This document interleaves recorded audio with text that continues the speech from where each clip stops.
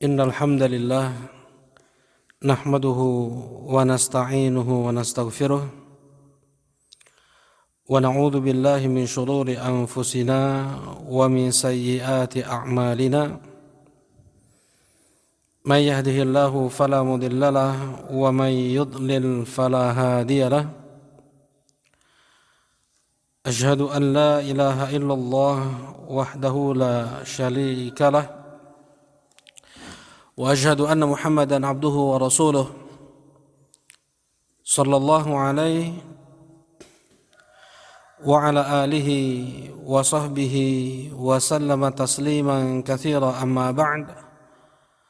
Qala Allah ta'ala fil Qur'anil Karim, ya ayyuhalladzina amanu taqullaha haqqa tuqatih wa la tamutunna illa wa antum muslimun. وقال عز في علاه يا أيها الناس اتقوا ربكم الذي خلقكم من نفس واحدة وخلق منها زوجها وبث منهما رجالا كثيرا ونساء واتقوا الله الذي تساءلون به والأرحام إن الله كان عليكم رقيبا. وقال سبحانه يا أيها الذين آمنوا اتقوا الله وقولوا قولا سديدا يصلح لكم أعمالكم ويغفر لكم ذنوبكم ومن يطع الله ورسوله فقد فاز فوزا عظيما.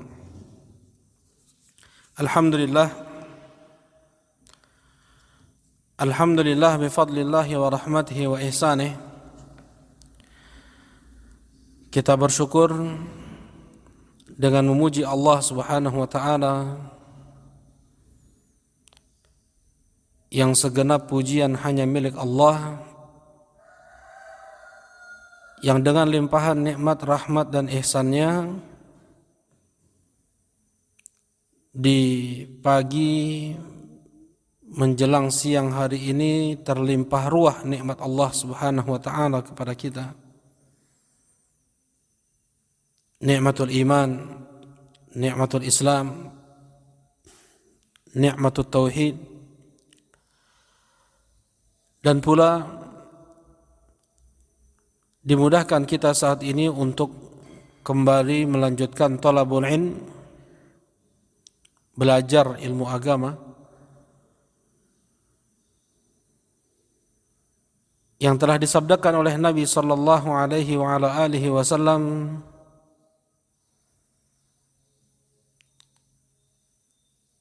man salaka tariqan yaltamisu fihi ilman sahalallahu lahu bihi tariqan ilal jannah.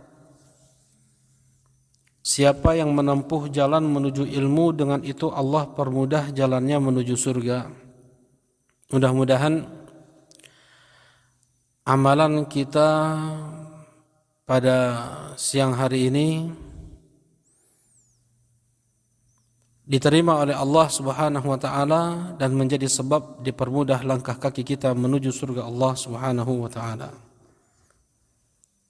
Allahumma amin ya rabb. Insyaallah kita akan memulai kajian kitab Bulughul Maram. Kita akan memulai kajian kitab Bulughul Maram yang disusun oleh Al-Hafidh Ibnu Hajar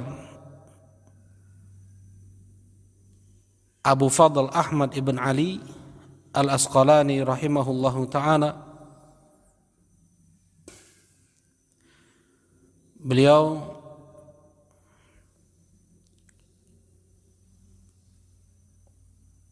salah seorang ulama besar yang bermadhab dengan madhab Syafi'iyah.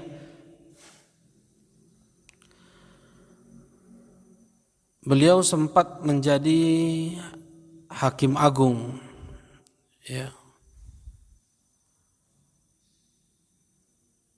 Kemudian Ada satu kisah ketika beliau pergi ke pasar dengan pakaian bagusnya, kendaraan bagusnya, dan pengawalnya. Ada seorang Yahudi yang menghampiri beliau dan berkata, orang Yahudi ini penjual minyak, bajunya lusuh dengan minyak. Berkata orang Yahudi ini, bukankah Nabi kalian telah berkata, ad-dunya sijnul mu'min wa jannatul kafir? Dunia ini adalah penjara bagi seorang mukmin dan surga bagi orang kafir.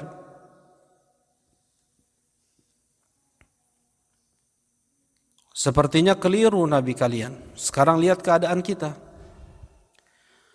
Engkau yang hidup dengan kenikmatan, kata orang Yahudi ini, sedangkan aku penuh dengan penderitaan, kesusahan. Dijawab oleh Al-Hafidh Ibnu Hajar Al-Asqalani rahimahullahu ta'ala pada saat itu, apa yang engkau rasakan dari penderitaan di dunia ini masih terbilang surga untuk penghuni neraka kelak. Sesusah apa seseorang di dunia ini, hitungannya surga dibanding azab di neraka kelak.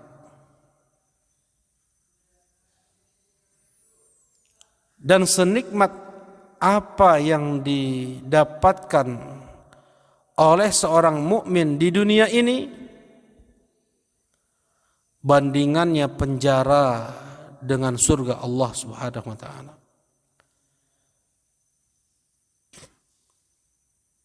Apapun kenikmatan yang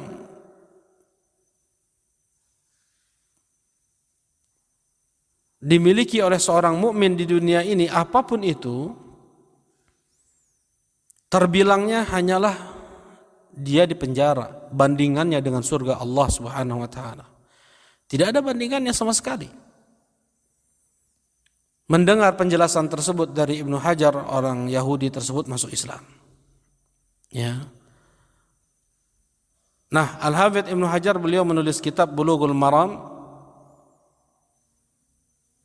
yang berisikan hadis-hadis tentang hukum, baik itu tentang toharah, tentang bersuci, wudu, tayammum, tentang hukum-hukum air, tentang sholat, tentang jenazah, ya, sampai tentang al-qadha, tentang pengadilan. Kemudian di akhir kitab Bulughul Maram beliau menyebutkan Kitabul Jami', yaitu kumpulan hadis-hadis tentang adab, tentang birrul walidain, tentang silaturrahim, hadis-hadis tentang akhlak seorang muslim, tentang berbakti kepada kedua orang tua, tentang menyambung tali silaturrahim. Nah, insyaallah yang akan kita bahas adalah hadis-hadis yang disebutkan oleh beliau rahimahullahu taala dalam Kitabul Jami' ini, ya, yang dimulai dengan babul adab. Ya, babul adab. Bab tentang adab. Nah, Adab adalah semua yang terpuji dari ucapan dan perbuatan seseorang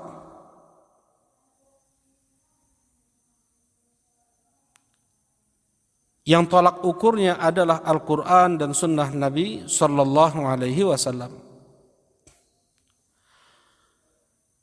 Semua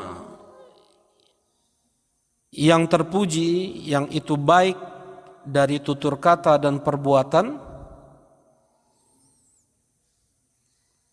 yang timbangannya adalah Al-Quran dan Sunnah. Karena bisa jadi baik menurut manusia, tetapi belum tentu baik itu menurut Allah. Seperti halnya minum dengan tangan kiri ketika makan di sebagian adat di daerah di Indonesia ini adalah termasuk akhlak yang baik. Bahkan bukan termasuk adab andaikan seseorang yang dia makan, ya, yang sedang makan, dia minum dengan tangan kanannya.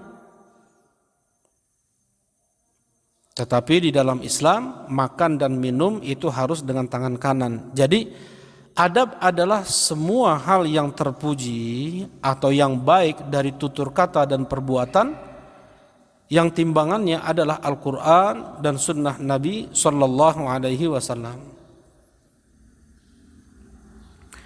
Allah Subhanahu Wa Taala telah memuji Rasulullah Sallallahu Alaihi Wasallam dengan akhlak adab yang beliau miliki. Wa innaka la'ala khuluqin azim, di surat Al-Qalam ayat keempat.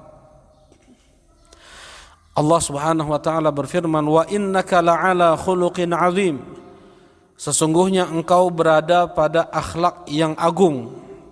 Rasulullah sallallahu alaihi wasallam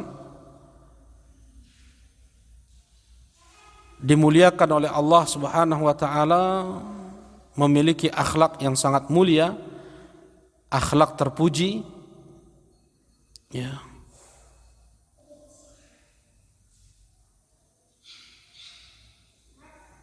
Wa innaka la'ala khuluqin azim, sesungguhnya engkau berada pada akhlak yang sangat agung. Memang Rasulullah sallallahu alaihi wasallam beliau dijaga oleh Allah Subhanahu wa taala sejak kecil. Tidak beliau bertutur kata, tidak beliau berbuat kecuali yang baik. Rasulullah sallallahu alaihi wasallam sejak kecil dijaga oleh Allah, diberi kecenderungan oleh Allah untuk berakhlak dengan akhlak yang mulia.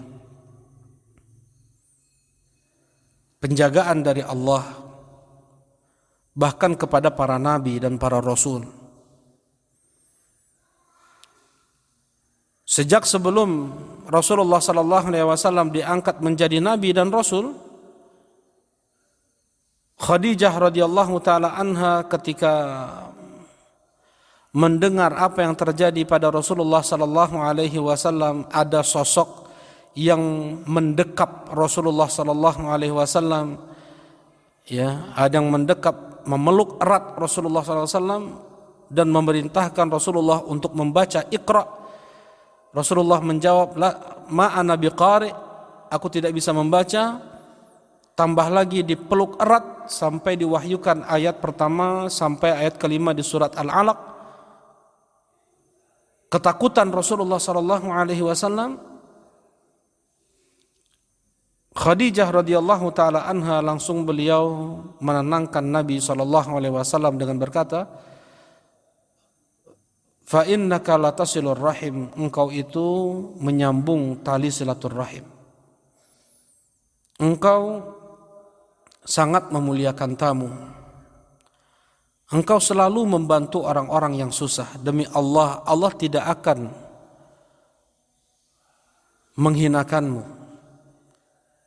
Ya, jadi sebelum Rasulullah diangkat menjadi nabi, seperti itulah akhlak Rasulullah SAW. Beliau memuliakan tamu, beliau menyambung tali silaturrahim, beliau selalu membantu orang-orang yang tidak mampu, menjaga kejujuran, amanah, sampai orang-orang musyrikin Quraisy mereka mengamanahkan barang-barang mereka kepada Rasulullah sallallahu alaihi wasallam, mereka lebih percaya kepada Rasulullah sallallahu alaihi wasallam daripada kepada ayah mereka sendiri, daripada kepada saudara-saudara mereka sendiri, sampai mereka juluki Rasulullah sallallahu alaihi wasallam dengan Al-Amin, yang memegang amanah.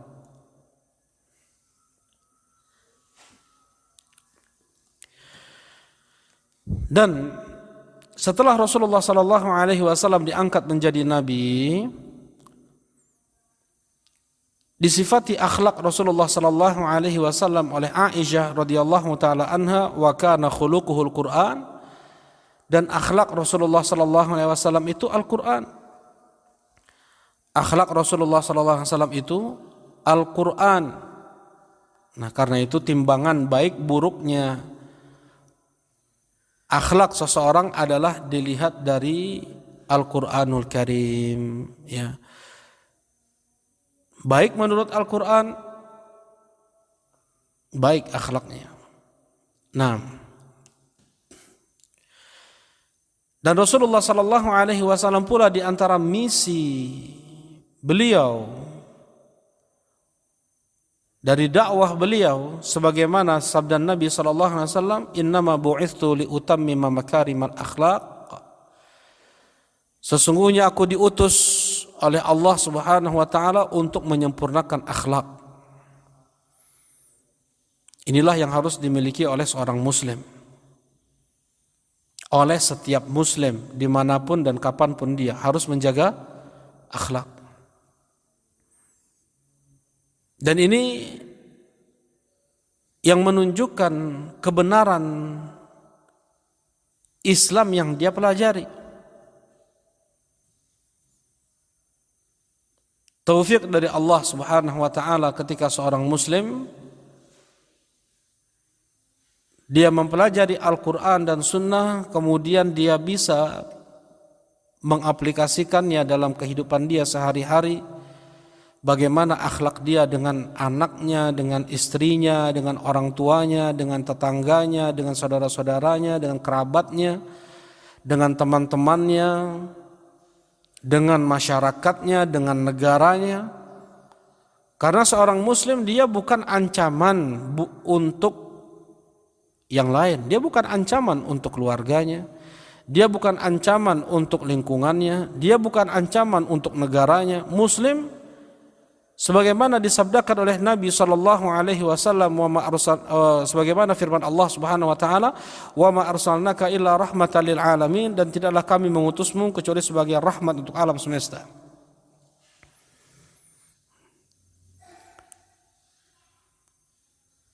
Nah, karena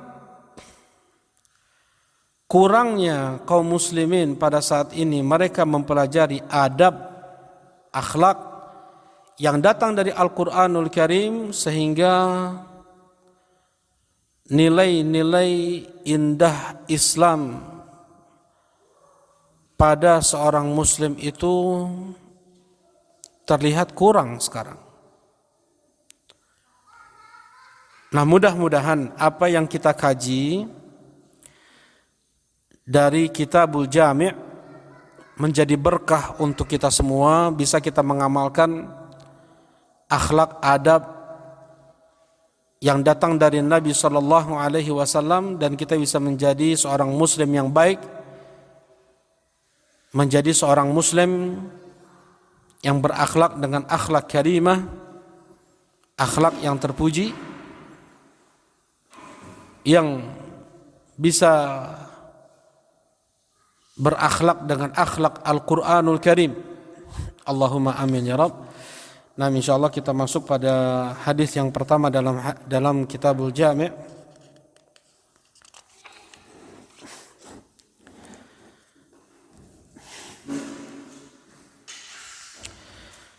Bismillahirrahmanirrahim.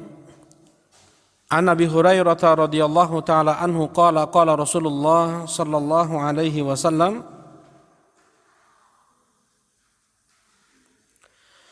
haqqul muslim 'alal muslim sittun, idza laqitahu fasallim alaihi, wa idza da'aka fa'ajibhu, wa idza istansahaka fansahhu, wa idza atasa fahamidallah fashammithu wa idza marida fa'udhu wa idza mata fattabi'hu. Hadis diriwayatkan oleh Al-Imam Muslim.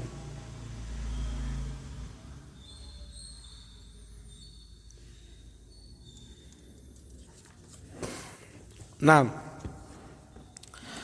dari Abu Hurairah radhiyallahu taala anhu,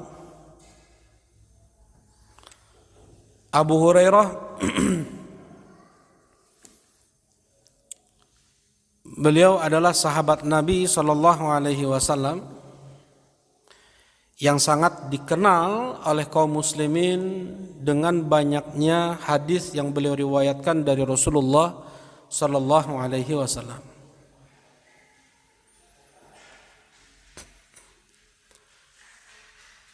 Dan sayangnya banyak dari kaum muslimin yang tidak tahu nama Abu Hurairah. Mereka hanya mengenal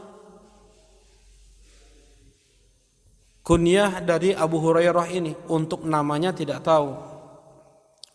Kunyah adalah nama yang dimulai dari Abu atau Ummu. Ya, seperti Rasulullah sallallahu alaihi wasallam, nama beliau Muhammad ibn Abdullah. Kunyah beliau Abul Qasim. Kunyah Rasulullah sallallahu alaihi wasallam Abul Qasim.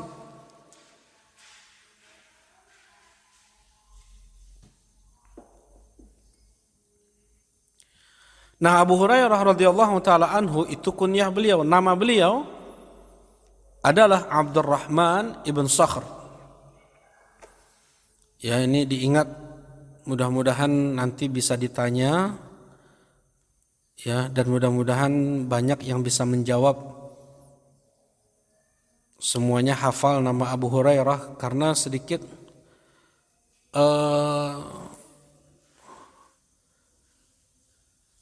miris ketika kaum muslimin mereka tahu nama penyanyi-penyanyi kafir,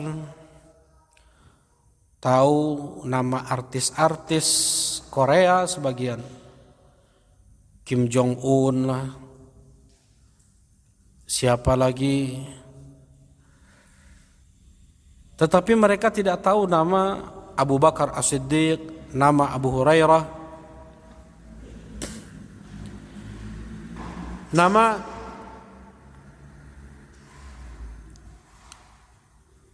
Abu Bakar As-Siddiq radhiyallahu taala anhu. Tentunya kebanyakan kaum muslimin mereka tidak tahu. Sedangkan beliau ini adalah manusia terbaik setelah para nabi dan para rasul. Abu Bakar As-Siddiq radhiyallahu taala anhu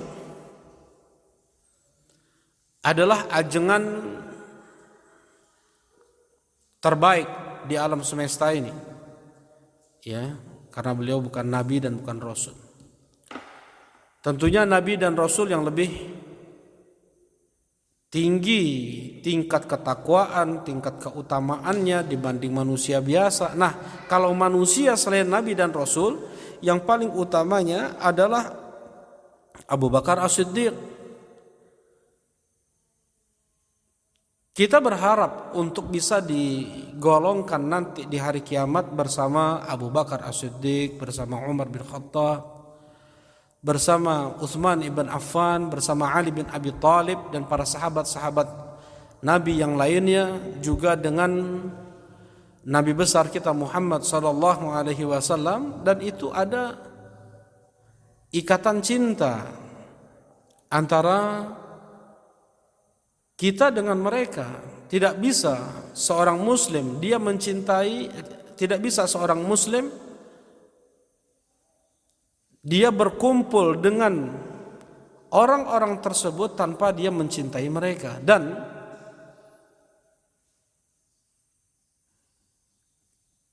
mustahil seseorang untuk bisa mencintai Rasulullah sallallahu alaihi wasallam, Abu Bakar, Umar, Utsman dan Ali tanpa dia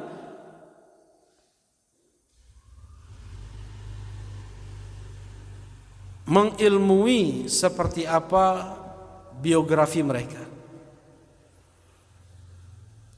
Karena Rasulullah sallallahu alaihi wasallam bersabda, "Al-mar' ma'a man ahab." Seseorang itu bersama dengan yang dia cintai. Kalau misalnya yang dia cintai adalah artis-artis kafir, ya bersama dialah nanti di hari kiamat. Dengan artis-artis Korea, Kim Jong Un misalnya, dengan dia nanti di hari kiamat. Almar ma'aman ahab, seseorang itu bersama yang dia cintai di hari kiamat. Nah, berhati-hati kepada siapa kita mencintai. Jangan sampai seseorang dia mencintai orang munafik, mencintai orang fasik, pelaku maksiat, mencintai orang kafir, wa na'udzubillah, mencintai orang musyrik, karena akan bersama mereka nanti di hari kiamat. Karena akan bersama mereka nanti di hari kiamat. Nasallallahu alaihi wasallam.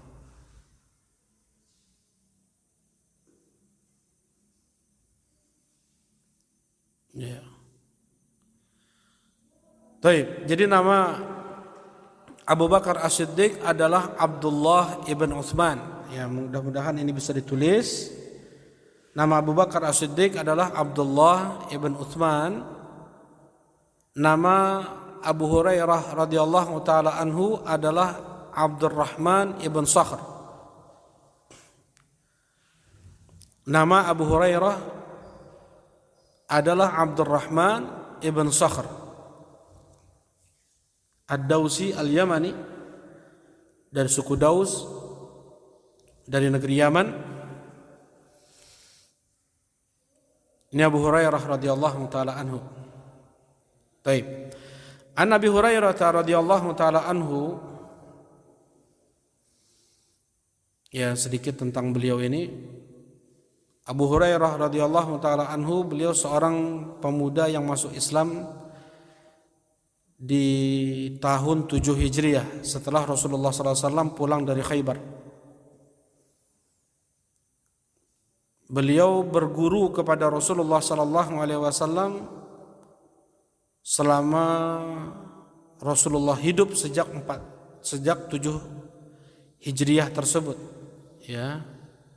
Jadi kurang lebih 4 tahun, kurang lebih 4 tahun Abu Hurairah berguru kepada Rasulullah SAW.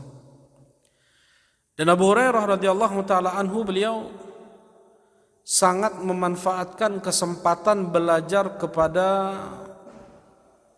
Rasul terbaik Allah, Sayyidun Nas Yaumal Qiyamah. Kemana Rasulullah sallallahu alaihi wasallam pergi, itu selalu disertai oleh Abu Hurairah radhiyallahu taala anhu. Dan Abu Hurairah radhiyallahu taala anhu mengingat setiap ucapan-ucapan Nabi, perbuatan-perbuatan Nabi, bagaimana ibadah Rasulullah sallallahu alaihi wasallam, ya, bagaimana ucapan yang itu mencakup akidah, bagaimana muamalah Nabi, bagaimana akhlak Nabi. Nah, dan Abu Hurairah radhiyallahu taala anhu pada saat itu beliau seorang pemuda bujang yang belum menikah, dan beliau lebih memilih untuk fokus belajar kepada Rasulullah dan menanggung resiko lapar, susah. Kalau seandainya tidak bekerja,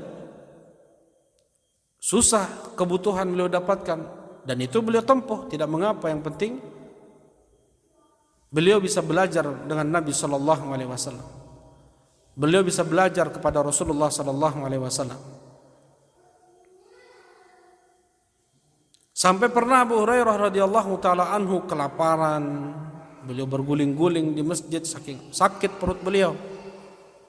Ya, mabi illal ju', yang kurasakan lapar.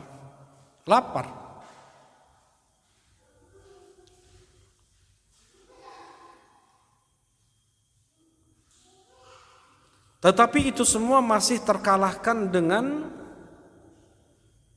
cita-cita tinggi beliau untuk belajar ilmu agama. Dan ini pun masih terlihat pada sebagian saudara-saudara kita kaum muslimin yang mereka belajar di pangkuan para ulama di Yaman. Sebagian mereka ada yang sangat susah prihatin hidup mereka, tetapi terkalahkan penderitaan yang mereka rasakan dengan cita-cita mulia mereka, yaitu talabul ilm, belajar ilmu agama. Ketika mereka mendapatkan tetesan-tetesan ilmu, itu membuat mereka lupa akan lapar yang mereka rasakan, penderitaan yang mereka rasakan. Kenikmatan ilmu mengalahkan segalanya. Sampai Imam Suyuti rahimahullahu ta'ala beliau berkata, andaikan anak-anak raja mereka tahu kenikmatan yang kami rasakan, la jaladuna bisuyuf, mereka akan kuliti para ulama, para penuntut ilmu untuk mendapatkan nikmat tersebut. Ya, para raja akan mengambil paksa, tapi mana mungkin bisa. Baik. Nah, inilah yang ada atau di antara kisah Abu Hurairah radhiyallahu taala anhu yang insyaallah di hadis-hadis berikutnya sedikit akan kita sampaikan pula beberapa kisah yang datang tentang Abu Hurairah radhiyallahu taala anhu. Baik. An Abi Hurairah radhiyallahu taala anhu, dari Abu Hurairah yang mudah-mudahan Allah Subhanahu wa taala meridai beliau, qala Rasulullah sallallahu alaihi wasallam, berkata Rasulullah sallallahu alaihi wasallam, haqqul muslim 'alal muslim sittun. Hak seorang muslim atas muslim yang lainnya ada 6. Hak seorang muslim atas muslim yang lainnya ada 6. Nah, muslim dia yang mengucapkan 2 kalimat syahadat. Siapapun yang mengucapkan 2 kalimat syahadat, asyhadu an la ilaha illallah wa asyhadu anna muhammadar rasulullah, maka dia adalah muslim. Yang kita serahkan kejujuran dia bersyahadat dalam hatinya itu kepada Allah. Kita tidak diperintahkan oleh Allah Subhanahu wa taala untuk memantau isi hati saudara kita. Ini ikhlas enggak sih salatnya? Ikhlas enggak sih sedekahnya? Ikhlas enggak sih umrohnya atau hajinya? Enggak boleh kita untuk menghukumi isi hati seseorang. Yang tahu isi hati seseorang adalah Allah Subhanahu wa taala. Kata Rasulullah sallallahu alaihi wasallam, umirtu an uqatila an-nasa hatta yashhadu an la ilaha illallah wa anna muhammadar rasulullah wa yuqimus salata wa yutuz zakah fa idza fa'alu dhalika 'asamu minni dima'ahum wa amwalahum illa bihaqqil islam wa kana hisabuhu 'ala Allah azza wa jalla. Aku diperintahkan oleh Allah Subhanahu wa taala untuk memerangi manusia sampai mereka mengucapkan syahadat la ilaha illallah wa muhammadur rasulullah. Untuk mereka menegakkan salat, untuk mereka menunaikan zakat. Apabila itu sudah dikerjakan, maka terjagalah harta dan darah mereka dan diserahkan isi hati mereka kepada Allah Subhanahu wa taala. Diserahkan isi hati mereka kepada Allah. Nah, andaikan tidak jujur dalam mengucapkan syahadatnya, munafik misalnya dia, tetap menyimpan kebencian terhadap Islam, kebencian kepada Rasulullah, kebencian kepada Al-Quran, itu urusan dia dengan Allah. Dan tetap kita bermuamalah dengan mereka dengan muamalah muslim. Seperti halnya Rasulullah sallallahu alaihi wasallam, beliau bermuamalah dengan orang-orang munafikin yang ada di zaman beliau dengan muamalah kaum muslimin. Ya. Sekalipun Rasulullah sallallahu alaihi wasallam tahu Ada di antara mereka itu orang munafik. Tahu Rasulullah SAW berdasarkan wahyu dari Allah Subhanahu wa taala, tetapi tetap Rasulullah sallallahu alaihi wasallam bermuamalah dengan mereka di dunia dengan muamalah muslim, karena mereka zahirnya apa? Mengucapkan dua kalimat syahadat. Sekalipun mereka terkadang menggunjing Rasulullah sallallahu alaihi wasallam, ya, bercanda bersenda gurau dengan ayat-ayat Al-Qur'an atau hadis-hadis Nabi.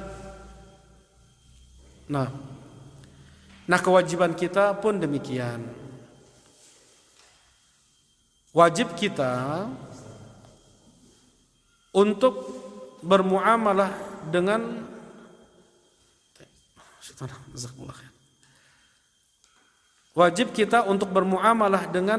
saudara-saudara kita kaum muslimin sebagaimana zahirnya, ya. Jangan kita nilai isi hatinya, jangan. Enggak boleh. Oh, dia mah enggak ikhlas, dia mah riya, dia mah sum'ah. Itu jangan sampai terucap oleh kita, itu tidak boleh, haram hukumnya. Urusan dia dengan Allah kalau seandainya dalam hatinya ada riya.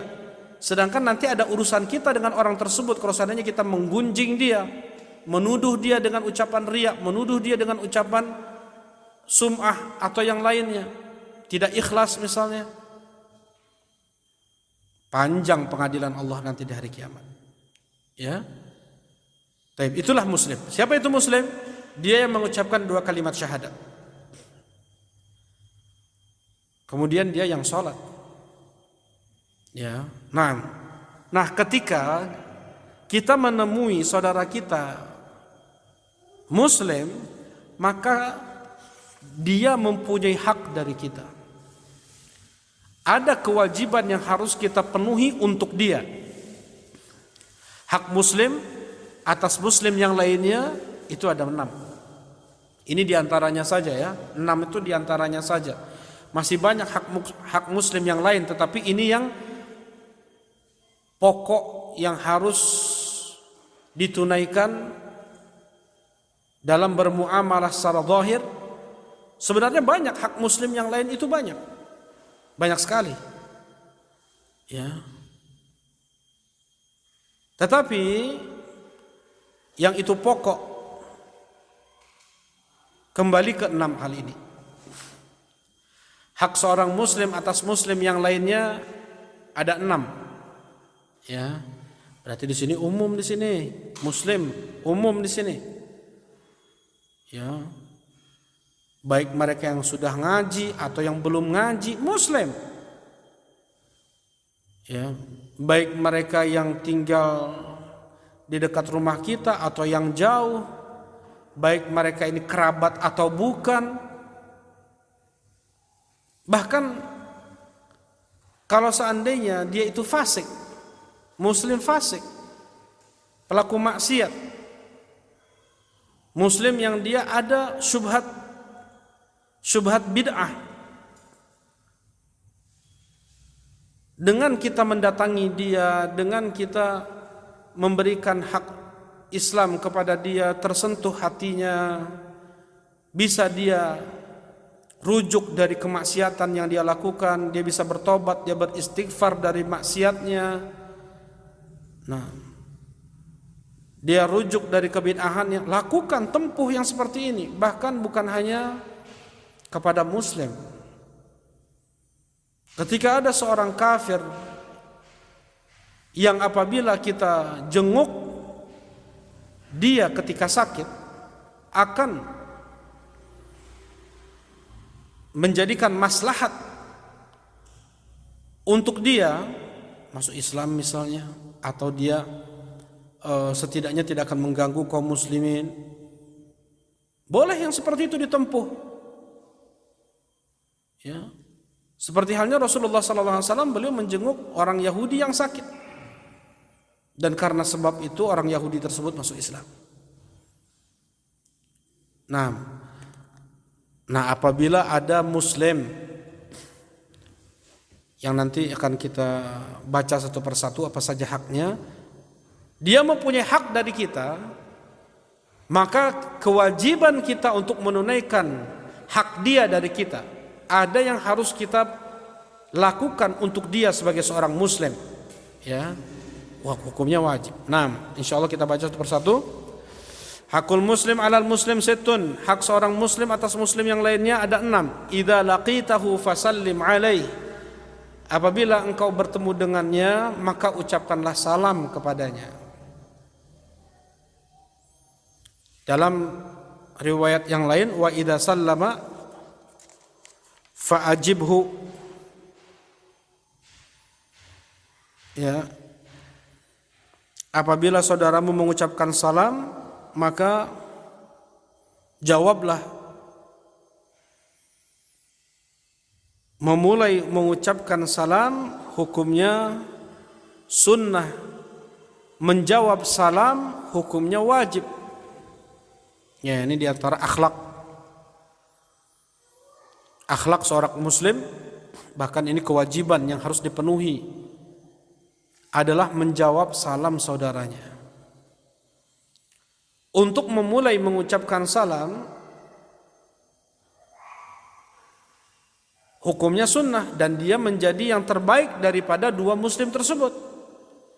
Misalnya ada dua orang muslim bertemu, mana yang lebih dulu mengucapkan salam, dia yang terbaiknya. Dan kewajiban bagi yang diucapkan salam untuk segera menjawab salam tersebut. Ya. Nah, jadi menjawab salam hukumnya wajib, memulai untuk mengucapkan salam hukumnya sunnah. Dan untuk menjawab salam itu tidak boleh sambil manyun.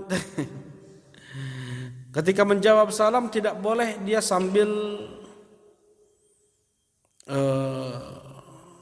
bermasam muka gitu ya. Tidak boleh sambil bermasam muka atau suaranya dipelankan, tidak terdengar kepada orang yang mengucapkan salam. Enggak.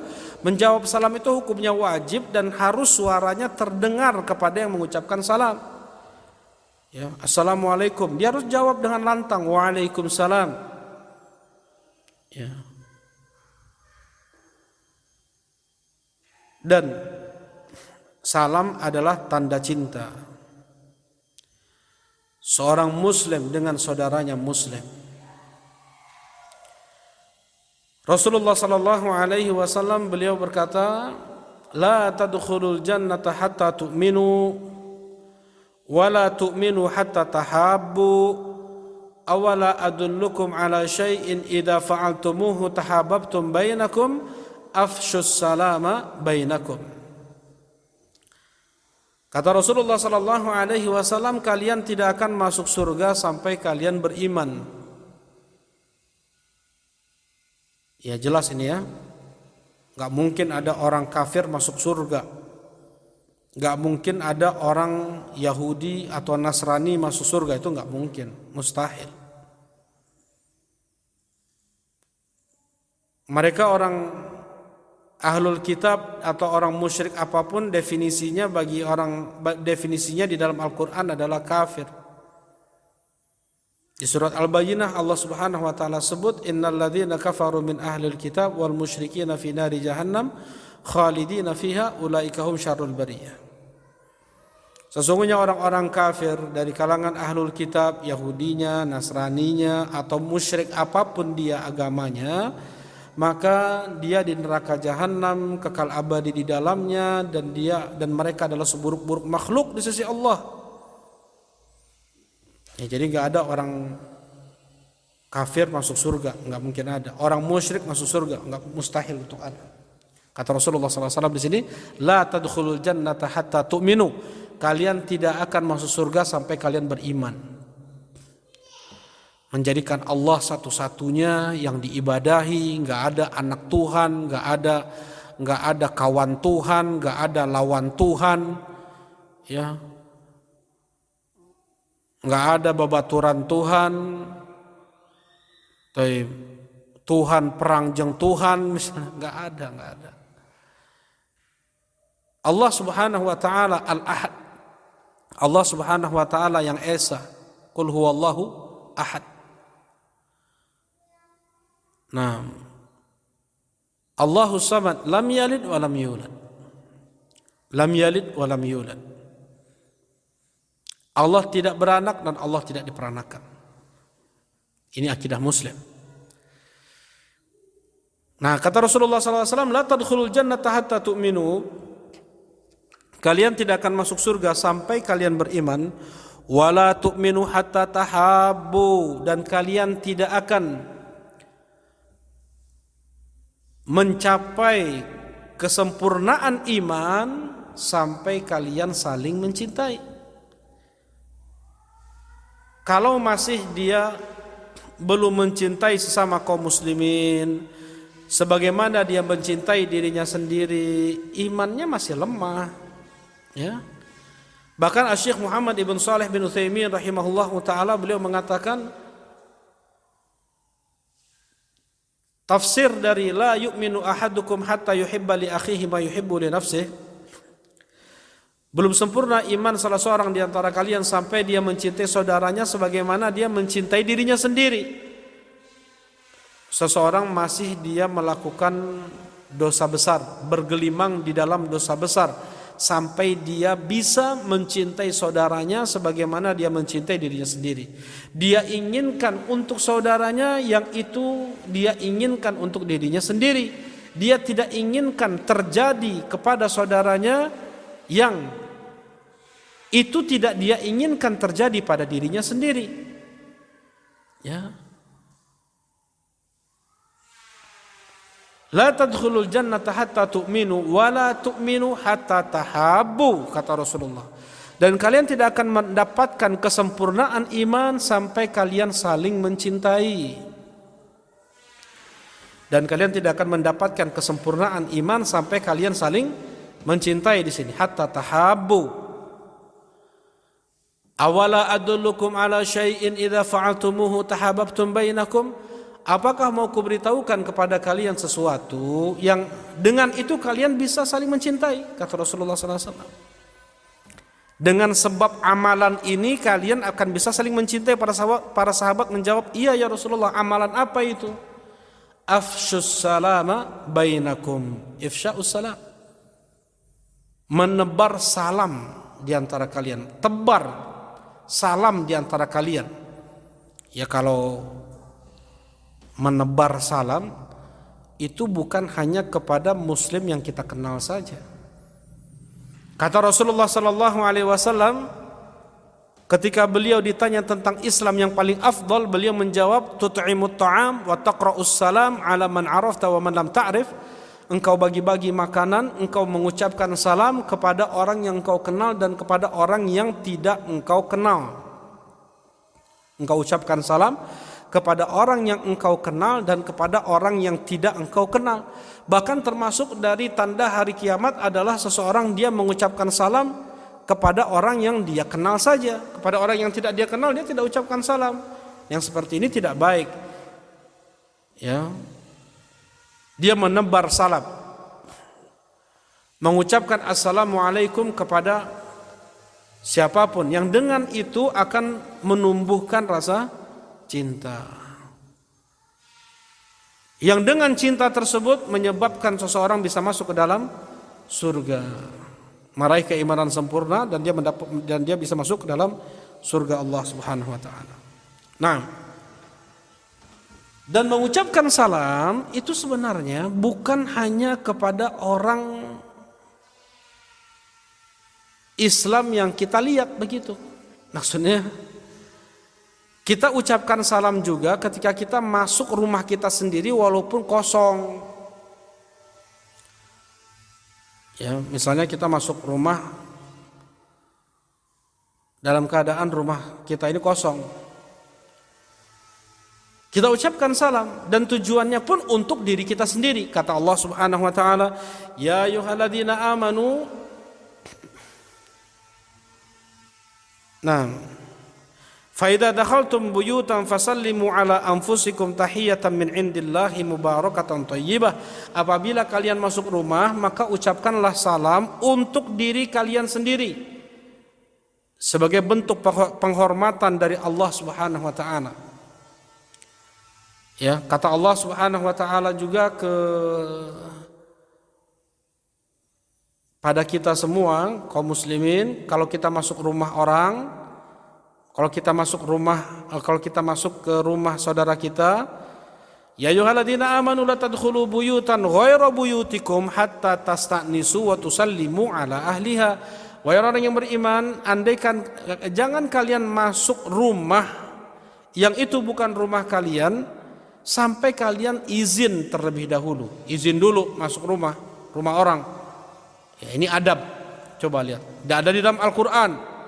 Masuk rumah orang itu harus izin. Tasta'nisu wa tusallimu ala ahliha. Dan kalian ucapkan salam. Nah, di sini mengucapkan salam. Assalamualaikum. Ya, di sini di surat An-Nur ayat 27. Kemudian tadi surat An-Nur juga ayat 61. Nah, untuk menjawab salam pun ada adabnya.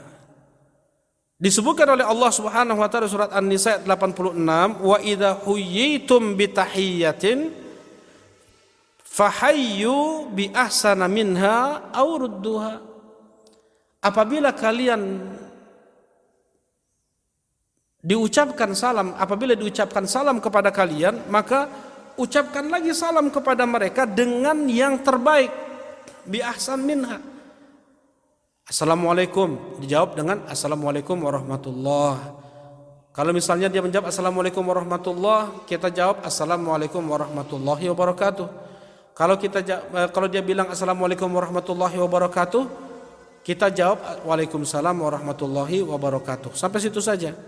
Sedangkan ada tambahan dalam riwayat wa maghfiratuh, itu lemah. Jadi cukup sampai Waalaikumsalam warahmatullahi wabarakatuh. Cukup sampai situ. Nah, ini adab etika dalam menjawab salam. Ya, di surat An-Nisa ayat 86. Di surat An-Nisa ayat 86. Mengucapkan salam adalah pahala yang Allah Subhanahu wa taala berikan kepada seorang hamba 10 andaikan dia hanya mengucapkan sampai Assalamualaikum. Datang dari Nabi SAW ketika ada salah seorang sahabat yang mengucapkan salam Assalamualaikum, Rasulullah bilang ini 10. Assalamualaikum warahmatullahi 20 kata Rasulullah. Assalamualaikum warahmatullahi wabarakatuh 30 kata Rasulullah SAW. Coba. Setiap ucapan doa 10 kebaikan. Assalamualaikum, ini doa yang pertama nih. 10 pahalanya. Ketika dia mengucapkan salam lebih, ada 2 doa dipanjatkan kepada saudaranya muslim. Assalamualaikum warahmatullahi. Ini ada 2 doa nih. Yang pertama salam, yang kedua rahmah. 20. Yang ketiga Assalamualaikum warahmatullahi wabarakatuh, ada 3 doa, 30 kata Rasulullah SAW. Nah, jadi Assalamualaikum itu doa, bukan hanya sekedar ucapan permios atau permisi, punten, enggak. Kayak sampurasun, enggak. Naon deui selain sampurasun teh?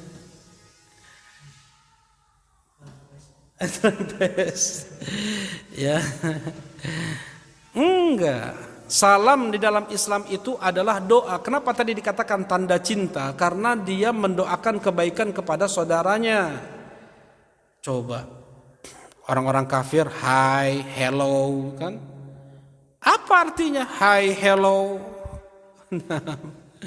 Muslim coba ketika bertemu Assalamualaikum. Mudah-mudahan Allah melimpahkan keselamatan, perlindungannya, penjagaannya untuk antum. Doa. Ya, Assalamualaikum adalah doa dari seorang muslim yang menunjukkan cintanya kepada saudaranya itu. Assalamualaikum. Tadi ya, keselamatan untuk antum. perlindungan Allah untuk antum, penjagaan Allah untuk antum. Wa rahmatullah bisa ditulis ya.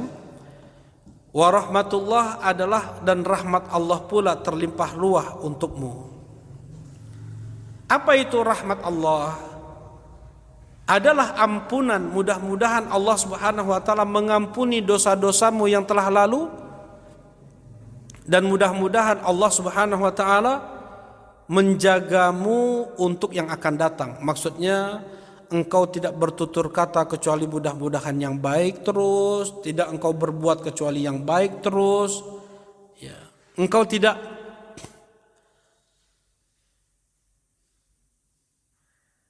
jatuh pada maksiat, mudah-mudahan Allah persulit engkau untuk bermaksiat, dan mudah-mudahan Allah permudah engkau untuk melakukan ketaatan. Itu makna rahmah, ya. Ampunan yang telah lalu dan penjagaan untuk yang akan datang. Kemudian wabarakatuh, dan berkah Allah, limpahan kebaikan Allah untukmu. Berberkah hendaknya ibadahnya, muamalahnya, akhlaknya, setiap tutur katanya mendatangkan kebaikan di dunia dan di akhirat, ya. Perbuatannya bisa mendatangkan kebaikan di dunia dan di akhirat, itu barakah. Nah ini di antara arti, kalau kita buka lagi, perdalam lagi makna tiga hal ini, salam, rahmah, dan barakah, itu bisa panjang sekali. Ya, jadi assalamualaikum warahmatullahi wabarakatuh adalah doa seorang muslim kepada saudaranya. Dan ketika seorang muslim dia didoakan oleh saudaranya, berarti dia telah diberi kebaikan oleh saudaranya. Dia harus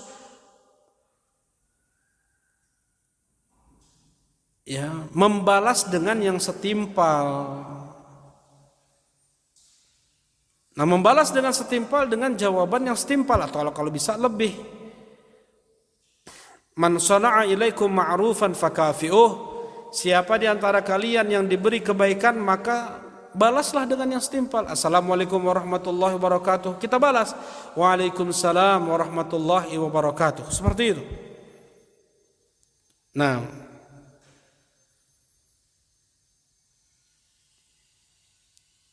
di sini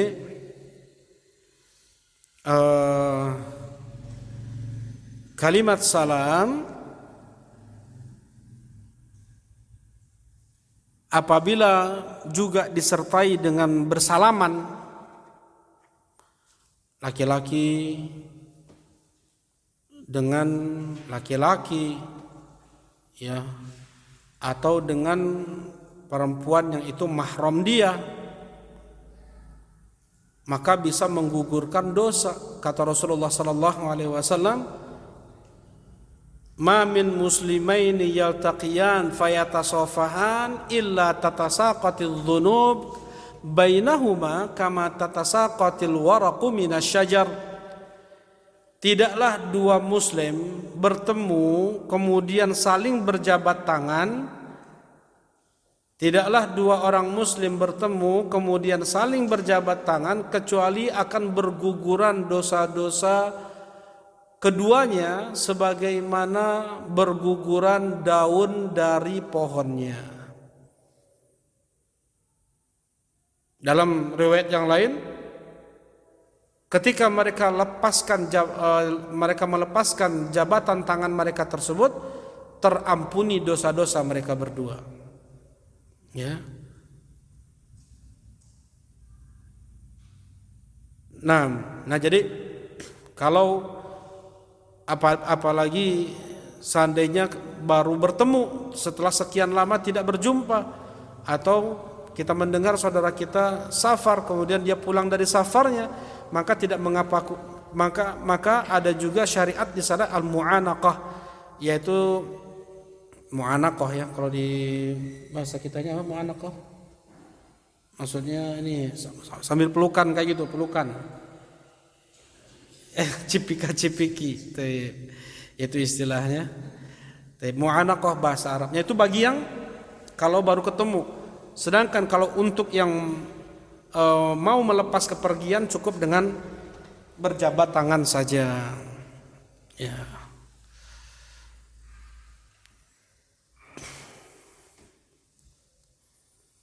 Nah, di sini jelas muslim kepada muslim, ya. Apabila seorang muslim kepada selain muslim, maka tidak boleh untuk mendahului mengucapkan salam.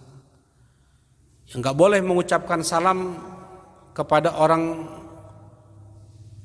kafir, assalamualaikum misalnya, enggak bisa. Ya. Enggak boleh mendahului untuk mengucapkan salam. Kalau dia pertama kali mengucapkan salam kepada kita, assalamualaikum, dia bilang, kita boleh menjawab waalaikumsalam. Tapi kalau misalnya tidak jelas ucapan salamnya kepada kita, kita hanya menjawab waalaikum.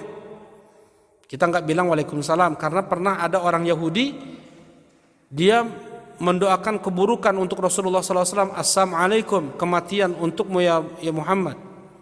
Rasulullah menjawab waalaikum, waalaikum, seperti itu. Nah, apabila mulai untuk menanyakan kabar atau ya hanya menyapa saja kepada orang kafir,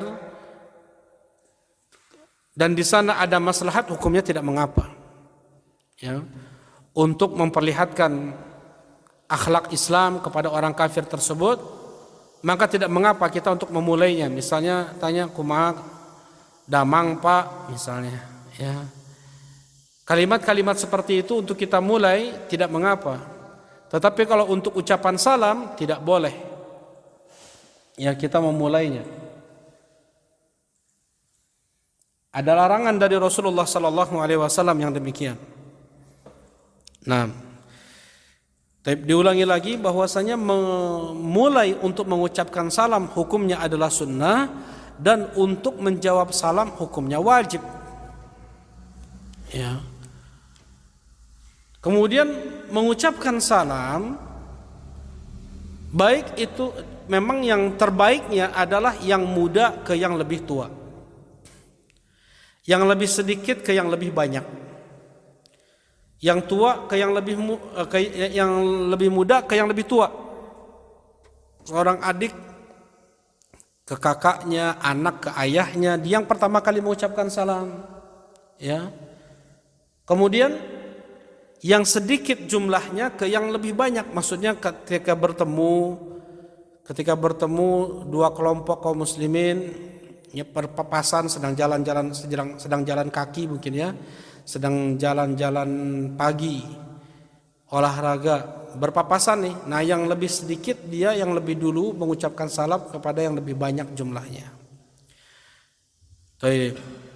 Yang berkendara dia yang lebih dulu mengucapkan salam kepada yang berjalan.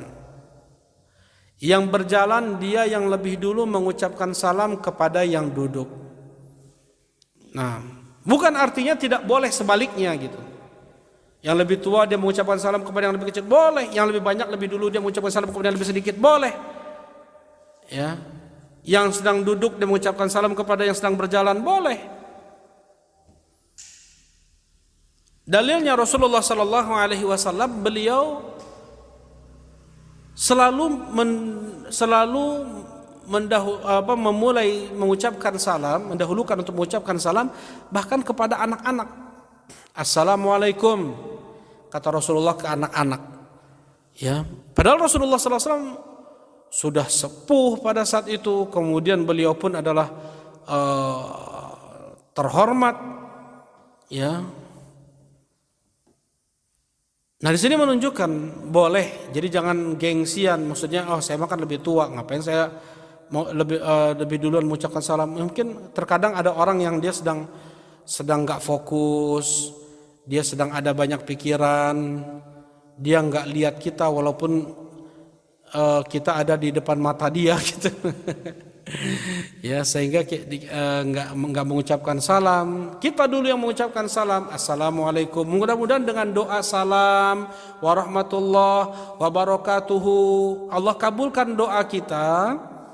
Allah kabulkan doa kita tersebut untuk saudara kita ini yang mungkin sedang ada masalah, dipermudah urusannya, ya, diampuni dosanya, diberi berkah untuk harta dan keluarganya. Nah, jadi munculkan niat. Jadi bukan hanya sekedar sapaan, ucapan salam itu, hai, enggak. Salam itu adalah doa, ibadah. Salam itu ibadah. Ya, karena itu pula dalam salam kita nggak seenaknya, nggak terserah kita mengucapkan kata-kata yang tidak datang dalil dari Nabi SAW. Harus ada dalil dari Nabi SAW. Ya, makanya ketika hadis tentang wa maghfiratuhu itu dhaif, ya sudah, tidak diamalkan. Waalaikumsalam warahmatullahi wabarakatuh, sampai situ saja, tidak ditambah waalaikumsalam warahmatullahi wabarakatuhu wa maghfiratuh misalnya. Karena ini adalah ibadah, dan ibadah harus sesuai dengan tuntunan Nabi SAW. Tidak boleh nanti beralasan kan nggak ada larangannya misalnya. Enggak, dalam ibadah itu harus ada dalilnya. Mana dalilnya? Nah, baik. Nah, ini yang pertama, idza laqitahu fasallim alaihi. Apabila engkau bertemu dengan saudaramu, maka ucapkanlah salam kepadanya. Yang banyak riwayatnya adalah apabila saudaramu mengucapkan salam kepadamu, maka jawablah. Ya, perintah untuk menjawab salam. Waalaikumsalam warahmatullahi wabarakatuh. Kemudian yang kedua, wa idza da'aka fa'ajibhu. Dan apabila saudaramu mengundangmu, maka penuhi undangannya, maka datangi. Apabila saudaramu mengundang makan, ini lebihnya pada mengundang makan. Ya, dalam hadis, idza du'iya ahadukum ila walimati ursin falyujib. Apabila salah seorang di antara kalian diundang untuk walimah nikah, ya, untuk menghadiri walimah nikah, maka datangi. Ya, melihat keadaan memang betul, dia mampu, dia tidak ada halangan,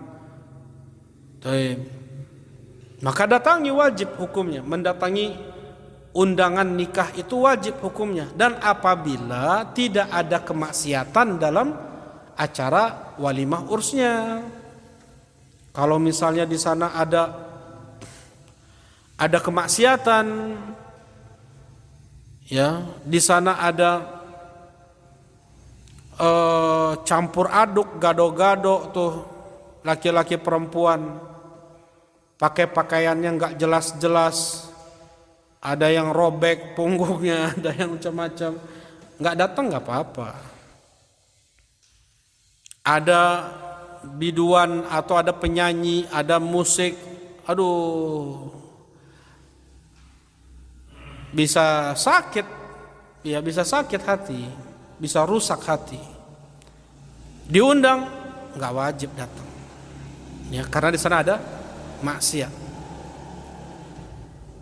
Inilah yang dilakukan oleh Rasulullah SAW dan dilakukan oleh para sahabat-sahabat beliau ketika mereka diundang ke satu walimah urs dan dilihat di sana ada kemaksiatan, pulang lagi mereka ini, pulang lagi, ya, karena ada hal-hal yang dapat menyelisihi syariat.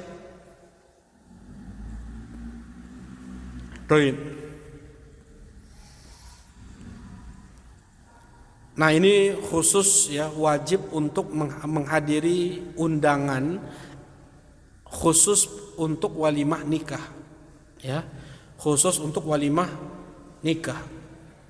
Sedangkan untuk selain walimah nikah hukumnya mustahab, sunnah, ya, diundang makan misalnya hukumnya sunnah. Bahkan untuk walimah nikah, apabila dia sedang puasa sunnah, tidak mengapa dia untuk membatalkan puasa sunnahnya tersebut, ya. Dan sebagian ulama mereka membagi antara menghadiri walimah nikah dengan makan. Untuk menghadiri walimah nikah hukumnya wajib, tapi untuk makan makanan yang terhidang di sana hukumnya sunnah, tidak wajib. Ya. Jadi kalau untuk undangan selain walimah nikah hukumnya adalah sunnah gitu ya. Kalau mendatangi undangan walimah nikah hukumnya wajib. Nah, yang dimaksud dari hadis ini adalah yang wajib. Ya. Idza da'aka fajibhu. Apabila saudaramu mengundangmu, wajib engkau wajib untuk mendatanginya.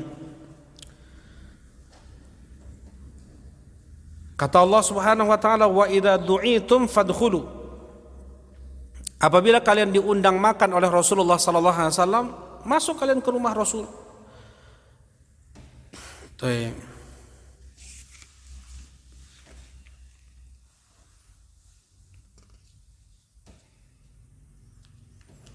Nah, disebutkan di sini ada beberapa yang bisa dijadikan alasan atau halangan seseorang untuk tidak menghadiri walimah urs, ya, walimah urs, walimah nikah. Ya, yang pertama memang harus dilihat apakah di situ tidak ada maksiat, atau bagaimana. Sampai di sini disebutkan maksabuhu thayyib. Dia dari hasil riba atau dari maksudnya dia bisa dia pekerjaannya ini apa gitu, dari riba kah, dari maksiat kah, korupsi kah misalnya, yang berjaga-jaga. Nah, kemudian yang berikutnya, wa idza stansahaka fansahhu, dan apabila saudaramu meminta nasihat kepadamu, maka nasihatilah dia. Apabila saudaramu meminta nasihat kepadamu, maka nasihatilah dia. Dan hukumnya wajib, dan ini tidak termasuk dari ghibah. Ya, misalnya ada orang yang meminta nasihat kepada kita tentang bagaimana tentang si fulan, dia datang untuk melamar anaknya misalnya. Nah, gimana si fulan ini, yang disebutkan oleh para ulama seperti ini contohnya. Karena kita tahu tentang si fulan ini bagaimana akhlaknya, bagaimana ibadahnya, ya, bagaimana tingkat kesolehannya, bagaimana baik buruk adabnya, akhlaknya. Wajib kita untuk menyampaikan, nggak boleh kita untuk menyembunyikan. Apabila kita menyembunyikan apa yang kita tahu ketika saudara kita meminta untuk meminta nasihat dalam hal ini, kita berarti tidak amanah. Ya, kalau kita menyembunyikan, kita sudah berdosa. Wa idza stansahaka fansahhu.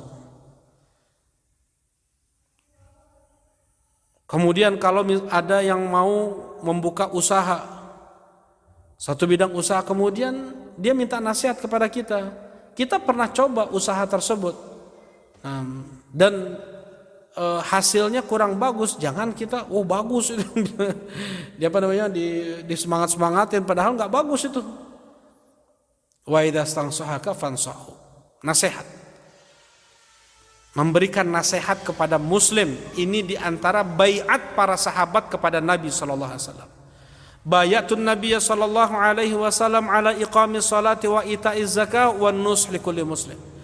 Kami membaiat Nabi sallallahu alaihi wasallam untuk menegakkan salat, untuk menunaikan zakat, dan untuk menasihati setiap muslim. Ini sahabat Nabi. Sampai menasihati muslim itu disejajarkan dengan salat dan zakat. Saking pentingnya menasihati apa? Muslim. Saling mewasiatkan, wa tawasau bil haq wa tawasau bis sabr wa dzakir fa inna dzikra tanfa'ul mu'minin. Saling mengingatkanlah kalian, karena dengan saling mengingatkan itu bermanfaat untuk kaum mukminin. Ya, wa dzakir, ya. Nah, tadi sudah Fadzakir in nafa'ati dzikra. Itu juga ayat diantara pentingnya seseorang untuk saling menasehati, saling mengingatkan, saling mewasiatkan. Kata Rasulullah SAW, ad-dinu nasihah. Agama ini adalah nasihat. Untuk siapa ya Rasulullah? Lillah wa li kitabihi wa li rasulihi wa li a'immatil muslimina wa 'ammatihim. Agama ini nasihat untuk Allah. Maksudnya apa? Untuk Allah, ya. Dengan kita menjaga syariat-syariat Allah, kita jalankan perintahnya, kita jauhi larangannya. Kita berikan yang terbaik untuk Allah, yaitu keikhlasan ibadah tersebut hanya kita persembahkan untuk Allah. Ini nus. Nus itu adalah memberikan yang terbaik. Ya, demikian pula nasihat untuk Rasulullah SAW dengan menjaga sunnahnya, dengan mengagungkan sunnahnya. Menasihati pemimpin-pemimpin kaum muslimin dengan cara yang santun, dengan cara yang baik, bukan dengan menghujat mereka, baik itu di mimbar-mimbar Jumat, di majelis-majelis taklim atau di jalan-jalan. Ya, enggak, menasihati pemimpin dengan cara yang baik. Kata Rasulullah SAW, man arada ayam soha lidhi sultan fala yubdihi alaniyah. Siapa yang mau menasehati pemimpin, maka jangan terang-terangan, jangan demo terang-terangan. Walakin ya'khud biyadih wal yakhlubih, tetapi ambillah tangannya, berbicaralah berduaan. Fa'in qabilahu fadak, kalau seandainya dia terima nasihat kita, itu yang kita mau. Wa illa faqad addal ladzi kana alaih. Kalau seandainya dia tidak menerima nasihat kita, kita sudah menunaikan apa yang itu menjadi wajib untuk kita. Menasihati pemimpin. Ya, ada yang benar dari pemimpin, dukung. Ada yang keliru dari pemimpin, nasihati dengan cara yang baik. Dan wajib pula untuk menasihati seluruh kaum muslimin. Ya. Bahkan kita harus ada pengingkaran kalau seandainya ada kemungkaran yang itu dilakukan oleh sebagian kaum muslimin. Man ra'a minkum mungkaran falyughayyirhu biyadihi. Siapa yang melihat kemungkaran dari saudaranya, maka ubahlah dengan tangannya. Fa illam yastati' fa bilisanih, kalau dia tidak mampu maka dengan lisannya. Fa illam yastati' fa biqalbih, kalau dia tidak mampu maka dengan hatinya. Wa dzalika adhaful iman, dan itu menunjukkan selemah-lemah iman dia. Hanya mengingkari dengan hati menunjukkan kelemahan hati dia. Nah, dan ini menunjukkan cintanya seorang muslim kepada saudaranya. Tadi hadisnya sudah dibacakan, ya. La yu'minu ahadukum hatta yuhibba li akhihi ma yuhibbu li nafsi. Belum beriman salah seorang di antara kalian sampai dia mencintai saudaranya sebagaimana dia mencintai dirinya sendiri. Nah, bentuk dia mencintai saudaranya sebagaimana dia mencintai dirinya sendiri adalah dengan dia menasehatinya. Ya, disebutkan contohnya oleh Syekh Sulaiman Ruhaili, mungkin ketika ada saudaranya mau beli mobil, ya, dan kita tahu dan kita pernah beli mobil tersebut. Kalau seandainya beli mobil itu akan ada aja masalahnya. Nah, jangan kita membiarkan saudara tetangga kita itu untuk membeli mobil yang itu bermasalah, karena kita tahu kita harus datangi dia. Pernah datang ada seorang wanita kepada Rasulullah SAW, Zainab kalau tidak salah, kemudian berkata, ya Rasulullah, yang datang kepadaku melamar Abu Jaham, kemudian siapa lagi, Muawiyah, kemudian satu lagi lupa, nah, ada 3. Kata Rasulullah SAW, kalau Abu Jaham itu seperti ini, kalau Muawiyah itu seperti ini, kalau si fulan itu seperti ini. Ya, maksud di sini bukan ghibah ketika seseorang dia menjelaskan, menasehati. Ya, datang ada 3 orang yang mau mengajukan, mau melamar. 3 orang ini, mana yang terbaik untukku ya Rasulullah? Rasulullah SAW jelaskan satu persatu, orang ini kayak gini kekurangannya, orang ini kayak gini, orang ini kayak gini. Ya, nikahilah olehmu Usamah ibn Zaid. Ya. Selain 3 orang ini malah yang Rasulullah SAW sarankan, nikahilah olehmu Usamah ibn Zaid. Nah, dan ini bukan termasuk dari apa? Ghibah, tetapi masuknya adalah nasihah. nasihat, tetapi memang harus dengan ketakwaan dia berbicara. Jangan karena dia nggak suka sama orang tersebut, dia jelek-jelekkan orang tersebut. Ya, padahal baik agamanya, baik adabnya. Nah,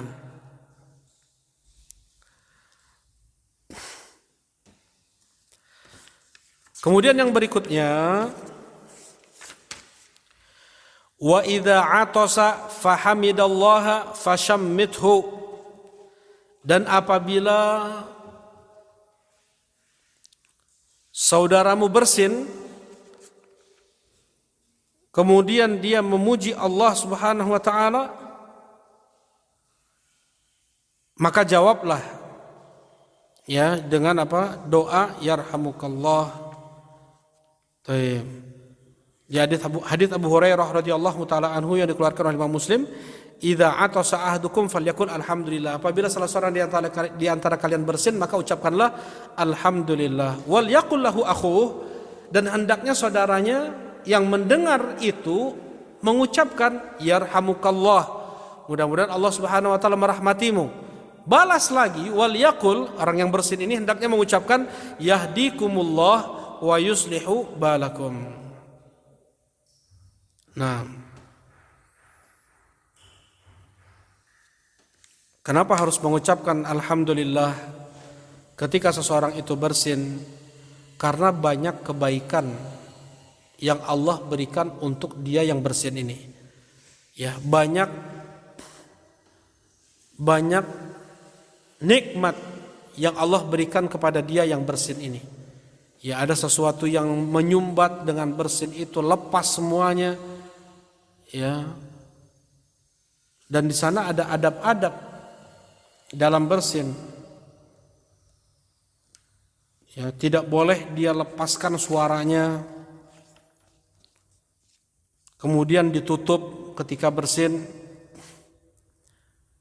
Tidak boleh bersin sambil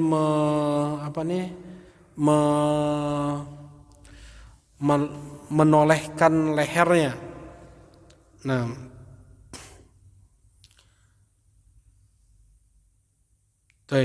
ini untuk bersin.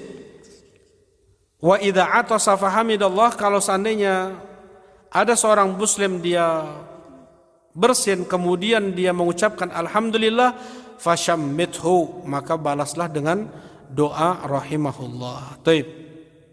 Wa idza marida fa'uduhu, dan apabila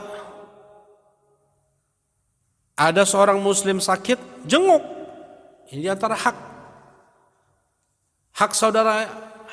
seorang muslim dari kita, ketika dia sakit dijenguk. Ya.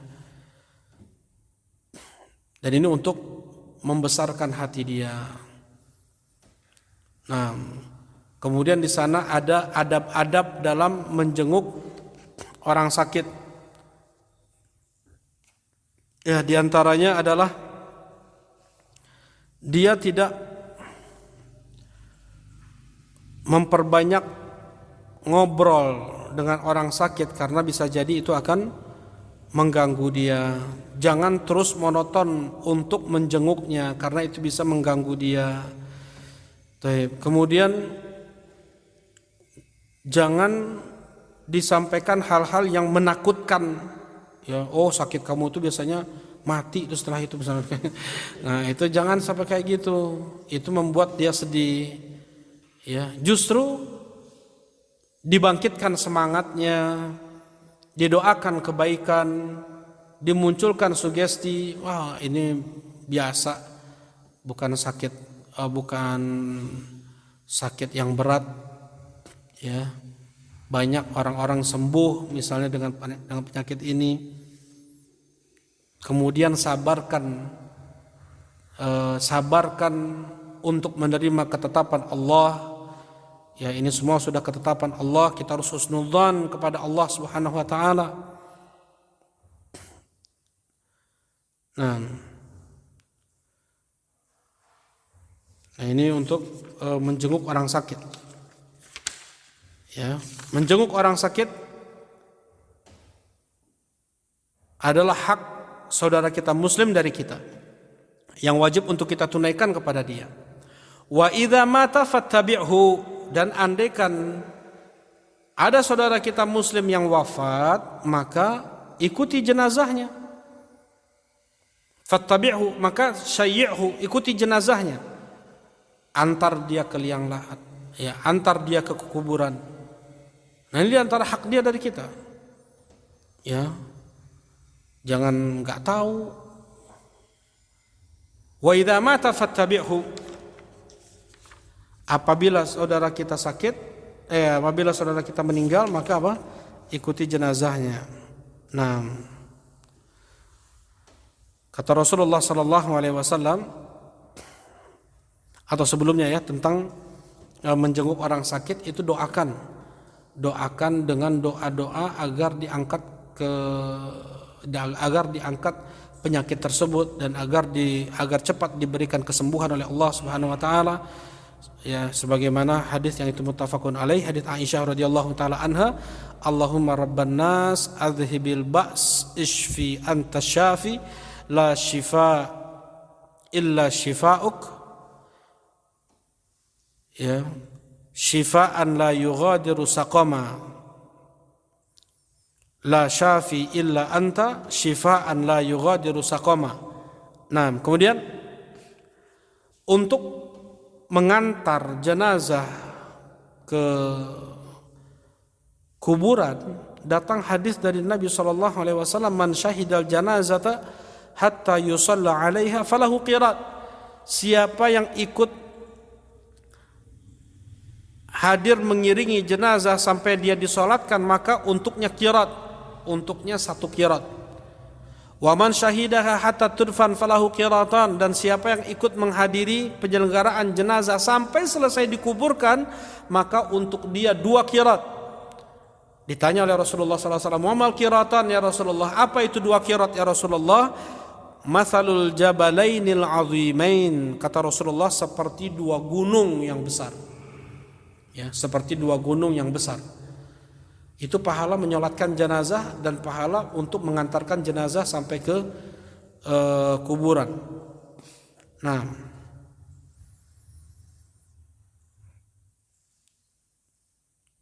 dan ketika mengantarkan jenazah tidak boleh untuk mengeraskan suara, ya,